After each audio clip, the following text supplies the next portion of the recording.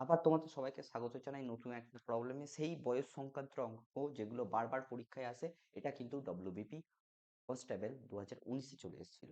দেখো এখানটায় কি করতে হয়, আমি বারবার বলেছি, যখনই আমার কাছে দেওয়া থাকবে যে দুজন, দেখো এক্স আর ওয়াই এর বর্তমান বয়সের অনুপাত বলে দিয়েছে 3:4, তাহলে আমরা ওটা লিখে নেবো 3 আর 4।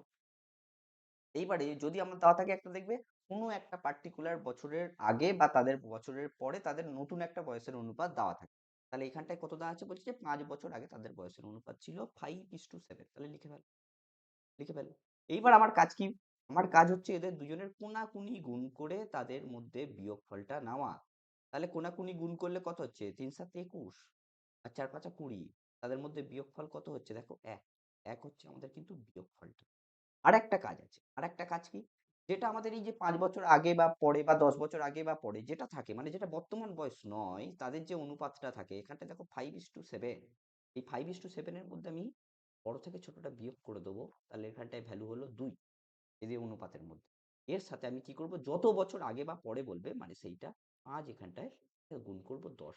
তাহলে আমি এখানটায় কি বলতে পারবো, আমি এবারে কি করছি, দেখো এই ১ এর সাথে ১০ টাকে আমরা কিন্তু তুলনা করব। মানে ১ বছর হয়ে যাবে আমার কাছে ১০ বছরের সমান। তাহলে আমাকে এবারে কি আস্ক করেছে? আমাকে এবারে আস্ক করেছে, তাহলে দেখো ১ হয়ে গেল ১০ এর সাথে সমান। এবার আমাকে কি জিজ্ঞাসা করেছে? আমাকে বলেছে y এর বর্তমান বয়স কত? y এর কত আছে? ৪, ৪ এর সাথে ১০ গুণ করো, তাহলে বর্তমান বয়স হয়ে গেল ৪০। অপশন হলো বি।